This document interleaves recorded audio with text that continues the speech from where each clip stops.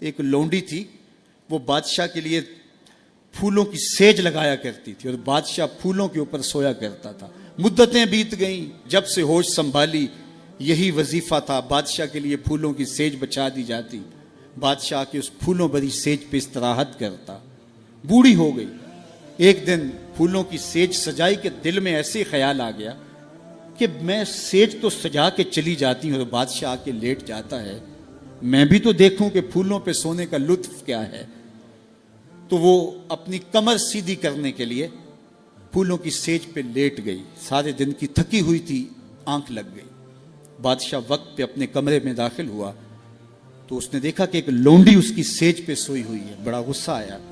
بادشاہوں کی غیرت ہوتی ہے، اس غیرت کی وجہ سے اس نے جلاد کو بلایا، اسے اٹھاؤ، الٹا لٹکاؤ اور اتنا مارو کہ اس کی جان نکل جائے، باقی لونڈیوں غلاموں کو پتہ چل جائے کہ بادشاہوں کی سیج کتنی مقدس ہوتی ہے۔ اس لونڈی کو وہاں سے دبوچا گیا، الٹا لٹکا دیا گیا اور جلاد کوڑے مارنے لگا۔ وہ روتی چیختی چلاتی، اچانک روتے روتے اس نے ہنسنا شروع کر دیا۔ جب وہ ہنسی نہ تو بادشاہ نے جلاد سے کہا رکو اور اسے پوچھو روتی کیوں تھی اور اسے یہ پوچھو کہ ہنستی کیوں ہے۔ تو جلاد نے کہا کہ کیوں روتی تھی؟ اس نے کہا جب کوڑا لگتا تھا تو جان نکلنے کو آتی تھی، میں روتی نہ تو اور کیا کرتی۔ کہا یہ بات تو میری سمجھ میں بھی ہے، لیکن یہ بات سمجھ میں نہیں، تو ہنستی کیوں ہے؟ کہا مجھے ہنسی اس بات پہ آئی ہے کہ چند لمحوں کے لیے سیج پہ سوئی ہوں تو اتنی مار کھانی پڑ رہی ہے، تو جس کو عمر ہوگی سوتے ہوئے اس کا کیا بنے گا۔ ہماری یہ فکر ہونی چاہیے کہ دنیا کے اوپر جو ہمیں نعمتیں ملی ہیں ہم نے اس کا حساب دینا ہے۔ ثم لتسألن یومئذ عن النعیم، اس دن ایک ایک نعمت کا حساب دینا ہوگا۔ یہ کوئی قصہ کہانی نہیں ہے، یہ قرآن ہے، ایک ایک نعمت کا ہمیں حساب دینا ہوگا۔ آئیے اس مختصر زندگی کو اللہ اور اس کے رسول کے نام لگا دیں۔ زندگی جو گزر گئی سو گزر گئی، آنے والا ایک ایک لمحہ یاد الہی میں بسر کرنے کا عزم کریں، ان کے ساتھ وابستہ ہو جائیں گے، رسول کریم کے دامن سے جڑ جائیں گے تو یہاں بھی خیر ہے وہاں بھی خیر ہے، اور اگر ان کے دامن سے نہ جڑ پائے تو پھر سوائے رسوائی کے اور کچھ مقسوم اور کچھ مقدور نہیں ہے۔ آج کا مصطفی اجتماع نوجوانوں کو، پوری دنیا کے اوپر سننے والوں کو یہی میسج دیتا ہے کہ حضور کے ساتھ اپنی وابستگی کو، اپنی دل بستگی کو، اپنے تعلق خاطر کو مضبوط کر لو، اپنا سارا کچھ حضور کے نام کر دو۔ ان سے وابستگی اور ان سے الفت کا ربط و رشتہ جب قائم کر لو گے تو پھر دنیا بھی بہتر اور آخرت بھی بہتر، ورنہ یہ دنیا بھی مشکلوں، اذیتوں اور تکلیفوں سے گزرے گی اور آخرت کا حساب ابھی باقی پڑا ہے۔ مختصر زندگی ہے، آئیے اللہ کے حضور سچی توبہ سے اپنے آخرت کے معاملے صاف کر لیں۔ ایک آنسو سے ماضی کے سارے گناہ دھوئے جا سکتے ہیں۔ ابھی سورج مغرب سے طلوع نہیں ہوا، ابھی توبہ کا دروازہ بند نہیں ہوا، اس کی رحمتوں کے در کھلے ہیں۔ آج کی توبہ کل کی بہتری کی ضمانت، اور آج کی ڈٹائی کل کے پچھتاوے کے علاوہ کچھ نہیں ہوگا۔ وقت پر کافی ہے ایک قطرہ بھی آب خوش ہنگام کا، جل گیا جب کھیت برسا می تو پھر کس کام کا۔ اور اگر ان سانسوں کے بدلے سجدہ ہو جائے، ان سانسوں کے بدلے قیام ہو جائے، رکوع و سجود ہوں، رسول کریم پہ درود پڑا جائے، کسی دکھی کے سر پہ ہاتھ رکھ دیا جائے تو یہ سانسیں کام آ گئی۔ وہ خوش نصیب ہیں جنہوں نے اپنی سانسیں اللہ اور اس کے رسول کے نام وقف کر دیں، اور وہ بد نصیب جو اپنی سانسیں، اپنا وقت اور اپنی قیمتی زندگی برباد کر رہے ہیں۔ اب بھی وقت ہے، اب بھی موقع ہے، توبہ کا دروازہ کھلا ہے، سورج مغرب سے طلوع نہیں ہوا، در رحمت گشادہ ہے۔ آئیے میں اور آپ اللہ کے حضور سچی توبہ سے اس کی چوکھٹ پہ حاضری دیں اور اپنے گناہوں کی معافی مانگیں۔ جس شوق و محبت سے، جس پیار کے ساتھ آپ لوگ تشریف لائے، میں آپ سب لوگوں کا شکر گزار بھی ہوں۔ قافلوں کو ترتیب دینا، پھر ذمہ داری کے ساتھ یہاں تک لے کر کے آنا، یہ ایک کٹھن کام تھا، اور ادارۃ المصطفیٰ کے ذمہ داران نے پاکستان کے مختلف شہروں میں محنت کر کے قافلہ سازی اور پھر یہاں تک ان کے پہنچانے میں جو مشقتیں سہی، اللہ اس کا انہیں اجر عطا فرمائے۔ اور علماء، مشائخ عالی مرتبت بزرگ جو لوگ تشریف لائے، میں سب کا شکر گزار ہوں، اور ادارۃ المصطفیٰ کے ان بچوں، ان کے والدین، ان کے اساتذہ اور جملہ معاونین کو مبارکباد پیش کرتا ہوں کہ یہ سند فراغت پا کے آج معاشرے کے اندر دین کی تبلیغ کے لیے اتر رہے ہیں۔ اللہ ان کی مدد کرے۔ جب تم سے کوئی شخص بات کر رہا ہو اور بات کرتے کرتے وہ دائیں بائیں دیکھے تو فرمایا اس کا مطلب یہ ہے کہ وہ بات امانت ہے، تم نے اس کو آگے بیان نہیں کرنا، چونکہ وہ دائیں بائیں اس لیے دیکھ رہا ہے کہ کوئی اور تو نہیں سن رہا۔ تو پھر اس کا مطلب کیا ہوا؟ یعنی اگر کوئی بندہ روٹین سے بات کر رہا ہے تو لہجے میں آہستہ ہو جاتا ہے، تو پھر بھی یہ اس بات کا اشارہ ہے کہ وہ اس بات کو راز رکھنا چاہ رہا ہے۔ دیواروں کو بھی کان ہوتے ہیں تو وہ ذرا آہستہ بول رہا ہے، اور وہ بات کرنے سے قبل دائیں بائیں دیکھتا ہے کہ کوئی اور تو نہیں سن رہا، تو وہ آپ سے کر رہا ہے، تو اس نے یہ آپ کو کہا نہیں کہ یہ راز ہے۔ کہتے ہیں صاحب عقل وہ ہوتا ہے جس کو راز بتانے کے بعد یہ نہ بتانا پڑے کہ یہ راز ہے۔ اس میں اتنی عقل تو ہو نا، اتنا تو فہم ہو نا کہ راز بتائیں اور پھر بتائیں کہ یہ راز رکھنے والی چیز ہے۔ تو رازدار ایسا ہونا چاہیے کہ جس کو راز بتانے کے بعد یہ بتانا نہ پڑے کہ یہ راز ہے اور یہ راز نہیں ہے۔ تو بہرحال وہ کچھ اشارے ہوتے ہیں جو عاقل سمجھتا ہے، اور یہ کوالٹی اور یہ خوبی اور یہ وصف ہم میں سے ہر شخص کے اندر موجود ہونا چاہیے۔ اگر کوئی راز کی بات کرتا ہے تو پھر اس کے اعتماد پہ ہمیں پورا اترنا چاہیے، وہ راز راز ہی رہے۔ اور بندہ کہتا ہے کہ میں یہ راز کسی اپنے رازدان کو بتاؤں گا، تو پھر اس کے بھی تو اپنے رازدان ہوتے ہیں نا۔ وہ کیا کسی نے کہا تھا، بلیا یاراں نو راز نہ دسیں، یاراں دے بھی یار ہوندے نے۔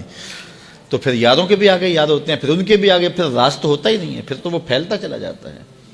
تو آپ تک آ گیا، بس آپ تک آ گیا، وہ سینے میں سما گیا، ساری زندگی قبر میں لے کے جانا جو راز ہے۔ تو اب بعض کا ایسا ہوتا ہے کہ کوئی شخص اس کو راز سمجھ رہا ہوتا ہے، آپ کے نزدیک وہ بڑی بات نہیں ہوتی، اور آپ اس کو آگے روایت کر دیتے ہیں۔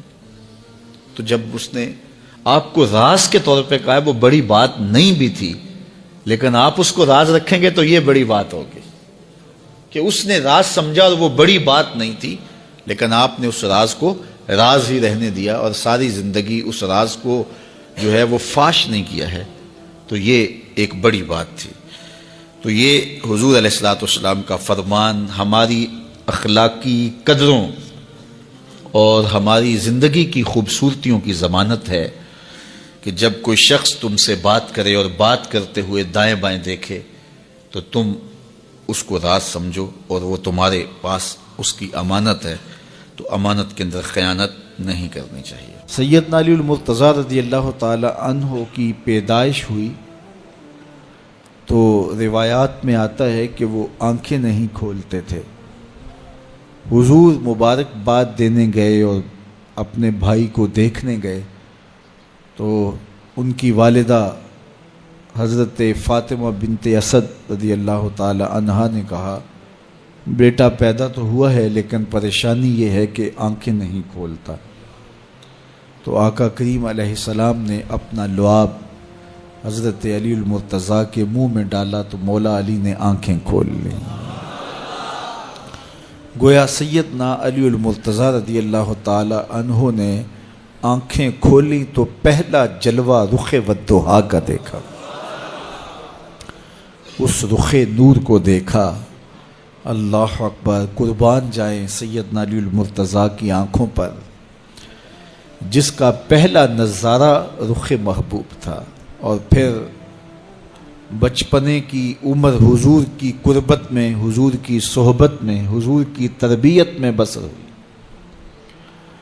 آقا کریم علیہ السلام جب اللہ کے حکم سے اعلان نبوت فرمایا تو سیدنا علی المرتضیٰ رضی اللہ تعالی عنہ نے ایمان لانے والوں میں سر فہرست اپنا نام لکھوایا، اور آقا کریم علیہ الصلوۃ والسلام کے ساتھ پھر ہر محاذ پہ کھڑے ہوئے نظر آئے۔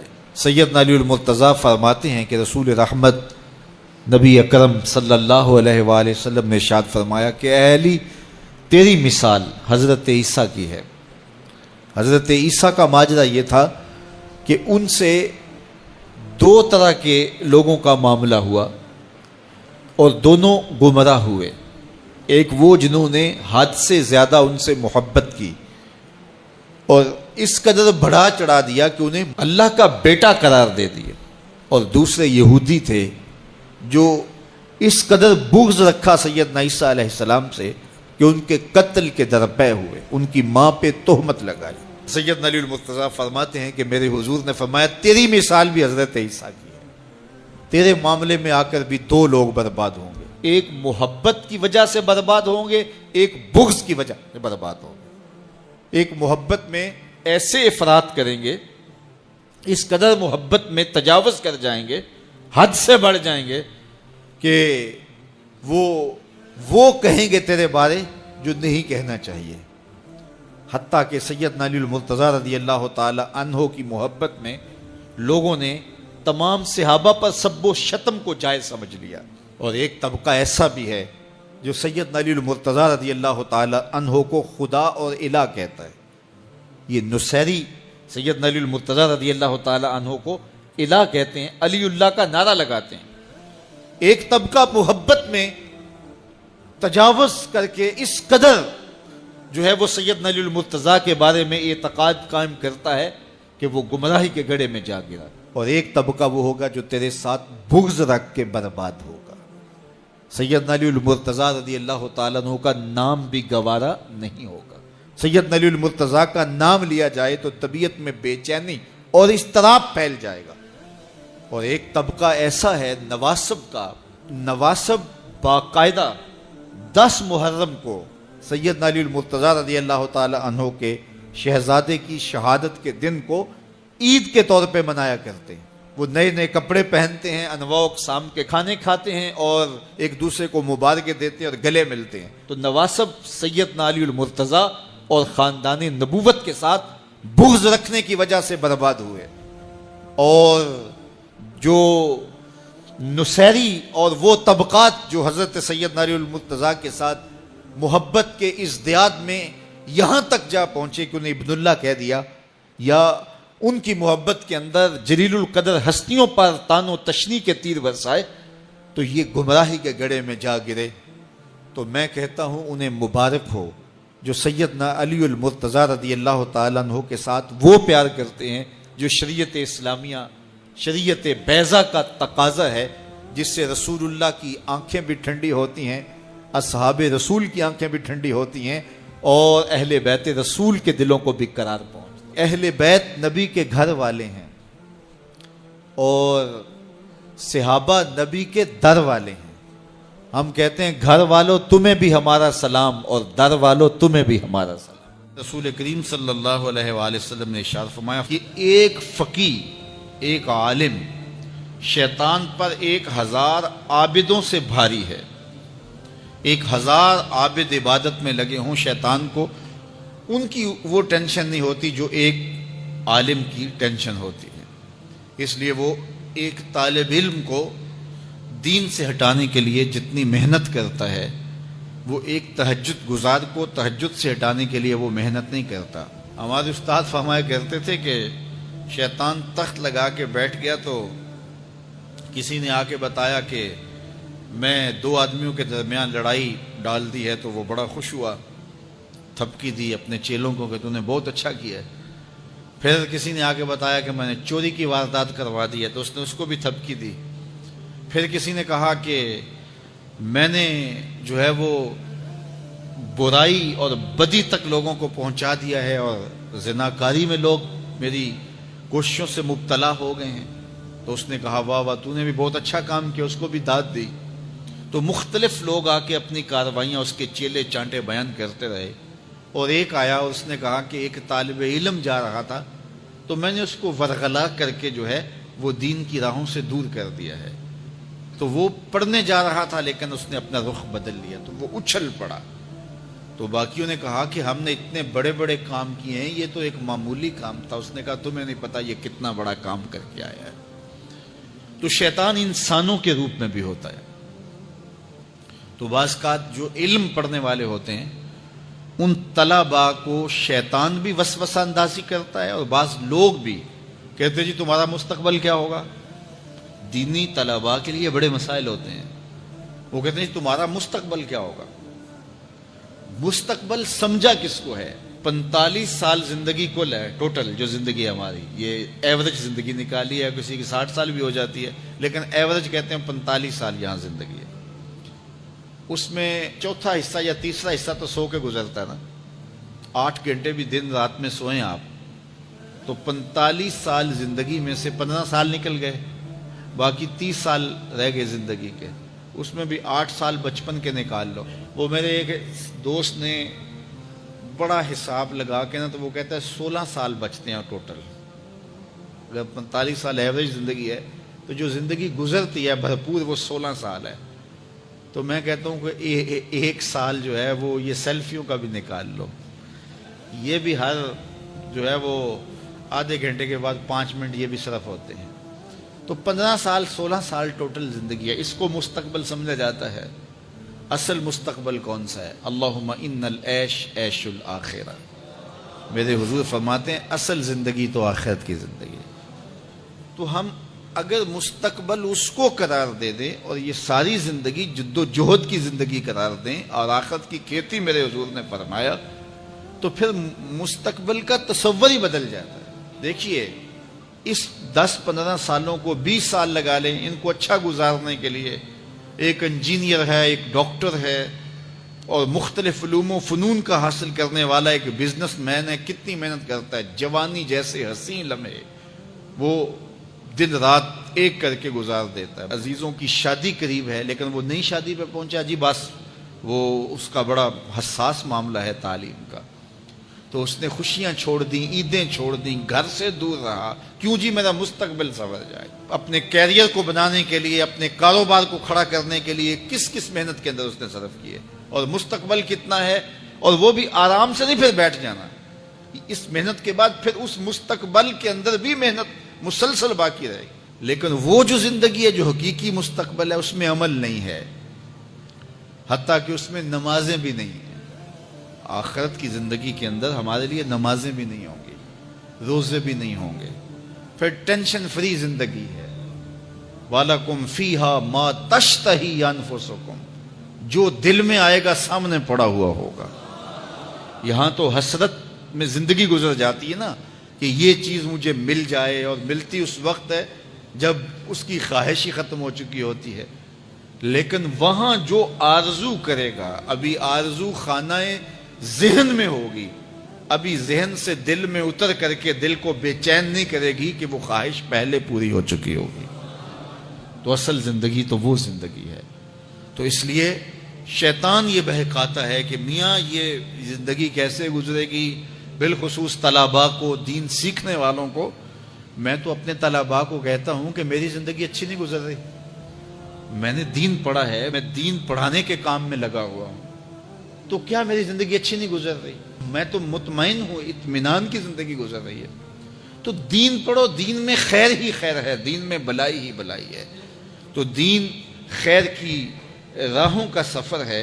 حضور نبی رحمت صلی اللہ علیہ وآلہ وسلم نے ارشاد فرمایا، اے جوانوں کے گروہ، تم میں سے جو کوئی نکاح کرنے کی استطاعت رکھتا ہے وہ دیر نہ کرے، بہت جلد نکاح کر لے. یہ نظر کا اور پارسائی کا محافظ ہے.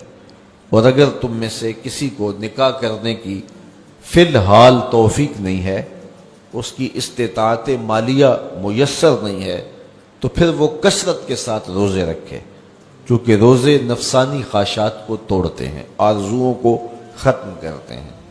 تو بھوک جو ہے وہ خواہشات نفسانیہ کے ختم کرنے کا ایک مؤثر ذریعہ ہے.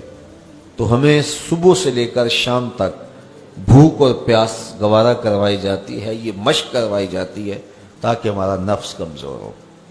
دوسری بات، نفس کی کمزوری کا سبب ہماری گفتگو کا کم ہونا ہے اور خاموشی ہے. چونکہ ہمارے جتنے بھی گناہ ہیں ان میں سب سے زیادہ گناہ ہماری زبان کرتی ہے. ہمارے پاؤں بھی گناہ کرتے ہیں، برائی کی جگہ پہ چل کے جاتے ہیں. ہمارے ہاتھ بھی گناہ کر لیتے ہیں، کسی پہ ظلم جبر کرتے ہیں. ہمارے کان بھی گناہ کرتے ہیں کہ نغمے اور گیت سن لیتے ہیں، ہماری آنکھیں بھی گناہ کرتی ہیں کہ غیر محرم کو شہوات سے دیکھ لیتی ہیں، ہمارا دماغ اور سوچیں بھی بدکاری کر لیتی ہیں، ہمارے خیال بھی ناپاکیزہ ہو جاتے ہیں، لیکن سب سے زیادہ گناہ ہمارے بدن میں ہمارے جسم کا جو حصہ کرتا ہے وہ ہماری زبان ہے۔ ہاتھوں کے گناہ بھی محدود ہیں، کانوں کے گناہ بھی محدود ہیں، اسی طرح آنکھوں کے گناہ بھی ایک قسم پر مشتمل ہیں، لیکن جو زبان کے گناہ ہیں یہ کئی اقسام پر مشتمل ہیں۔ زبان جھوٹ بھی بولتی ہے، زبان غیبت بھی کرتی ہے، زبان بہتان بھی لگاتی ہے، زبان سب و شتم بھی کرتی ہے، گالی گلوچ بھی دیتی ہے، زبان جو ہے وہ تہمت بھی لگاتی ہے، اور زبان فضول گوئی بھی کرتی ہے۔ تو اس زبان کے بہت سارے فتنے ہیں، اس لیے اس زبان کو 32 دانتوں میں جکڑ کے رکھا گیا ہے، لیکن اس کے باوجود یہ بے قابو ہو جاتی ہے۔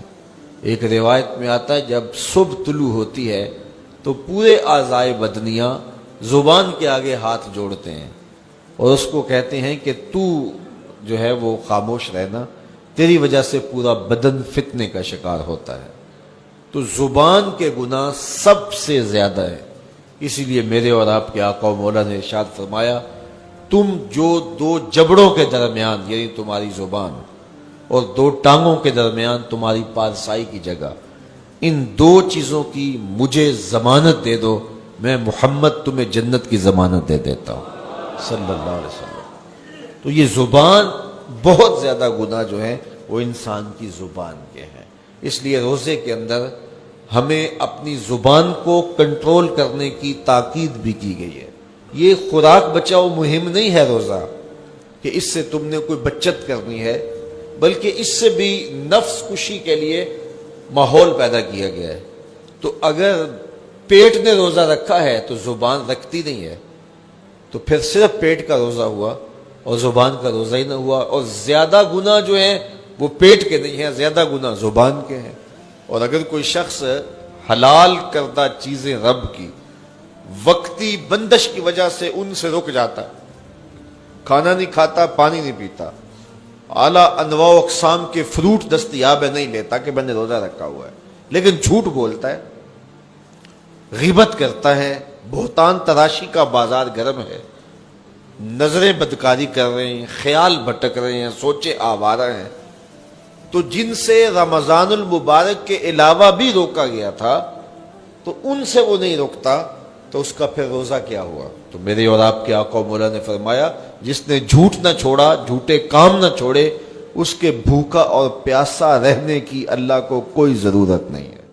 اللہ کے محبوب علیہ السلام اللہ کی بارگاہ میں یہ دعا مانگا کرتے تھے، اے اللہ ایسے اعمال سے تیری پناہ چاہتا ہوں اور ایسے افعال سے تیری پناہ چاہتا ہوں کہ جو منع کیے گئے ہیں، والاہوا، اور خواہشات سے، آرزوؤں سے، جن آرزوؤں کی طلب منع کی گئی ہے، جو آرزوئیں دھکیل دیتی ہیں گناہوں میں، تو ایسی آرزوؤں سے محفوظ کیا جائے، ایسے برے اخلاق سے محفوظ کیا جائے، اور ایسے برے اعمال سے محفوظ کیا جائے جو تیری دہلیز سے دور ہٹا دینے والے ہیں۔ تو اللہ کی بارگاہ میں یہ مانگنا چاہیے، چونکہ دلوں کے اندر حرص، ہوس، خواہشات بہت کچھ جنم لیتی ہیں، اور انسان ان خواہشات کو پورا کرنے کے لیے پھر دیوانہ ہو جاتا ہے، اور وہی دیوانگی اس کو حلال اور حرام کی تمیز ختم کر دیتی ہے۔ جب کسی چیز کو حاصل کرنے کا جنون پیدا ہوتا ہے تو پھر جنون اندھا ہوتا ہے، پھر وہ سوچتا ہے کہ یہ چیز میں نے ہر صورت حاصل کرنی ہے، تو اس کو حاصل کرنے کے لیے پھر وہ قدروں کو پامال کر دیتا ہے، حقوق کو پامال کر دیتا ہے، شرم و حیا اتار دیتا ہے، حتیٰ کہ وہ اللہ کے بتائے ہوئے اصول اور ضوابط اور طریقے ان کو بھی پامال کر دیتا ہے۔ کسی کا خون نچوڑنا پڑے، کسی کا حق غصب کرنا پڑے، کسی کا مال لوٹنا پڑے، وہ اپنے ہدف تک ہر صورت پہنچنا چاہتا ہے کہ یہ میرا ہدف ہے، میرے پاس اتنی جائیداد ہونی چاہیے، مجھے یہ حاصل کرنا ہے اور ہر صورت حاصل کرنا ہے۔ تو اگر یہ حرص ہی مٹ جائے، یہ ہوس ہی کم ہو جائے، تو پھر انسان کی زندگی سوکھی ہو جائے گی، وہ جہاں ہوگا وہاں مطمئن ہوگا۔ اللہ کی بارگاہ میں یہ دعا مانگنی چاہیے کہ مالک میری آرزویں کم ہو جائیں اور میری ایسی آرزو میرے سینے میں پنپنے نہ پائے جس آرزو سے تو نے منع کیا ہوا ہے۔ آرزویں بڑھتی رہتی ہیں، ایک آرزو پوری ہوتی ہے تو اس کے ساتھ دوسری آرزو کھڑی ہوتی ہے، وہ پوری ہوتی ہے تو تیسری آرزو کھڑی ہوتی ہے، وہ پوری ہوتی ہے تو چوتھی آرزو کھڑی ہوتی ہے۔ تو بندہ سفر کرتا ہے، یہ پوری کر لوں، یہ پوری کر لوں، یہ پوری کر لوں، لیکن آگے پھر آرزویں کھڑی ہوتی ہیں۔ تو پھر کہیں اس کو جو ہے وہ فل سٹاپ تو لگانا پڑے گا کہ اس سے آگے نہیں ہے۔ تو جب وہ فل سٹاپ لگا لے گا تو پھر اس کی زندگی سوکھی ہوگی، لیکن جب آرزویں اسے کہیں ٹھہرنے نہیں دیتی تو قبر کے کنارے تک بھی اس کی آرزویں تکمیل پذیر نہیں ہوتی۔ وہ غالب نے کہا تھا ہزاروں خواہشیں ایسی کہ ہر خواہش پہ دم نکلے، بہت نکلے میرے ارمان لیکن پھر بھی کم نکلے۔ تو جتنے بھی دنیا کے اوپر لوگ اپنی زندگی کے مقصد کو فراموش کر دیتے ہیں وہ آرزوؤں کا شکار ہو جاتے ہیں، اہوا کا شکار ہو جاتے ہیں، خواہشات کے اسیر اور قیدی ہو جاتے ہیں۔ لیکن خواہشات بڑھتی چلی جاتی ہیں اور انسان کی کبھی بھی تکمیل نہیں ہوتی۔ حضور نے فرمایا ابن آدم کو اگر ایک وادی سونے کی دے دی جائے تو وہ دوسری وادی کی آرزو کرے۔ آج تک کسی کو اتنا سونا ملا تو نہیں ہے، لیکن فرض کرو کسی کے پاس اتنا سونا بھی ہو تو اسے تو پھر خوش ہو جانا چاہیے۔ تو وہ کہے گا کہ نہیں مالک اگر 2 ہو جائے تو کتنا اچھا ہو، اور 2 ہو جائیں تو وہ کہے گا 4 ہو جائیں تو کتنا اچھا ہو۔ تو یہ دیکھیے یہ دنیا کے اوپر یہ کہاں سے کہاں لوگ چلے جاتے ہیں لیکن مطمئن نہیں ہوتے۔ تو کسی جگہ پہ ان کو فل سٹاپ لگانا پڑے گا، تو اگر نہیں لگائیں گے تو وہ خواہشات ان کو آگے لے جاتی جائیں گی۔ تو اللہ کے محبوب علیہ الصلوۃ والسلام اللہ کی بارگاہ میں یہ دعا مانگتے اور ہمیں تعلیم دی یہ دعا کہ اے اللہ میں تیری بارگاہ میں خواہشات اور برے اعمال اور برے اخلاق جن چیزوں سے تو نے منع کیا ان سے رکنے کی دعا کرتا ہوں۔ دنیا کے معاملے کے اندر آپ یہ آرزو رکھیں کہ بس ٹھیک ہے اتنے کافی ہے، شکر ہے میرے لیے اتنے کافی ہے، لیکن جب دین کا معاملہ ہو ہاں اس وقت آپ کا لالچ ہو کہ اللہ تعالیٰ مجھے یہ نیکی بھی دے دے، یہ خیر بھی دے دے، یہ خیر بھی دے دے، 5 نمازیں پڑھتا ہوں اللہ مجھے تہجد بھی دے دے۔ پھر کہا مالک تو مجھے 7 روزے رکھنے کی توفیق بھی دے دے، صدقے کی توفیق بھی دے دے۔ تو پھر آرزو بڑھتی رہے صدقے کی، خیرات کی، نیک اعمال کی۔ لیکن یہاں ہم جب اعمال خیر کی بات آتی ہے تو اس وقت ہمارا رویہ یہ ہوتا ہے کہ اگر فلاں بخشا گیا تو ہم بھی بخشے جائیں گے، فلاں تو نماز بھی نہیں پڑھتا میں تو پھر 5 پڑھتا ہوں۔ اور جب دنیا کا معاملہ آتا ہے تو پھر ہم اپنے جو ہے وہ آگے دیکھتے ہیں کہ فلاں کہاں پہنچ گیا، ہم کتنے پیچھے رہ گئے۔ تو ہماری پریشانی، ہماری ٹینشن یہ ہے کہ ہم دیکھتے ہیں فلاں کے پاس وہ ہے، ہمارے پاس نہیں ہے۔ لیکن اگر ہم نیچے دیکھیں کہ فلاں کے پاس یہ بھی نہیں ہے تو پھر ہمیں سکون اور طمانینت مل جائے۔